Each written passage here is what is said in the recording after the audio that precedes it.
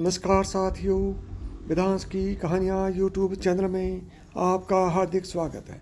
आज मैं आपको बताऊंगा ब्रह्मा ने अपनी ही पुत्री सरस्वती से विवाह क्यों किया। हिंदू धर्म के दो ग्रंथों सरस्वती पुराण और मत्स्य पुराण में सृष्टि के रचयिता ब्रह्मा का अपनी ही बेटी सरस्वती से विवाह करने का प्रसंग है, जिसके फलस्वरूप इस धरती के प्रथम मानव मनु का जन्म हुआ। लेकिन ब्रह्मा ने अपनी की ही पुत्री से विवाह जैसा निंदनीय काम क्यों किया, इसका जवाब जानने के लिए पढ़ते हैं पुराणों में वर्णित कथा।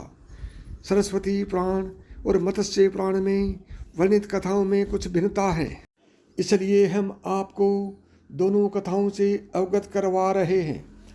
सरस्वती पुराण में वर्णित कथा क्या कहती है, सुनिए।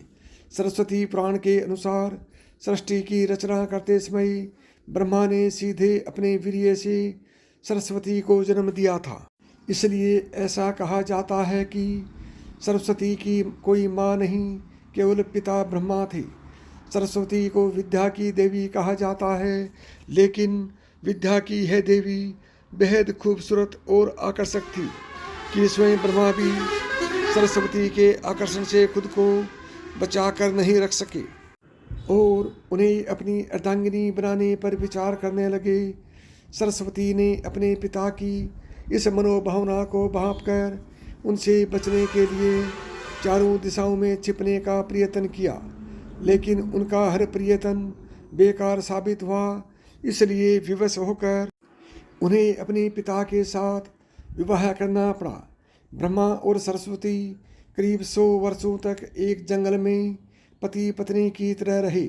इन दोनों का एक पुत्र भी हुआ, जिसका नाम रखा गया था स्वयंभू मनु।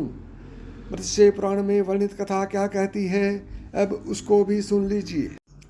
इसके उलट मत्स्य पुराण के अनुसार ब्रह्मा के 5 सिर थे। कहा जाता है, जब ब्रह्मा ने सृष्टि की रचना की तो वह इस समस्त ब्रह्मांड में अकेले थे। ऐसे में उन्होंने अपने मुख से सरस्वती सांधे ब्रह्मी को उत्पन्न किया। ब्रह्मा अपनी ही बनाई हुई रचना सरस्वती के प्रति आकर्षित होने लगे और लगातार उन पर अपनी दृष्टि डाले रखते थे। ब्रह्मा की दृष्टि से बचने के लिए सरस्वती चारों दिशाओं में छिपती रही, लेकिन वह उनसे नहीं बच पाई।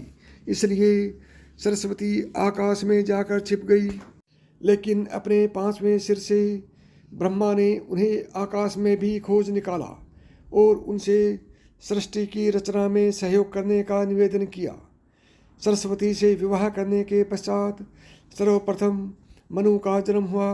ब्रह्मा और सरस्वती की यह संतान मनु को पृथ्वी पर जन्म लेने वाला पहला मानव कहा जाता है।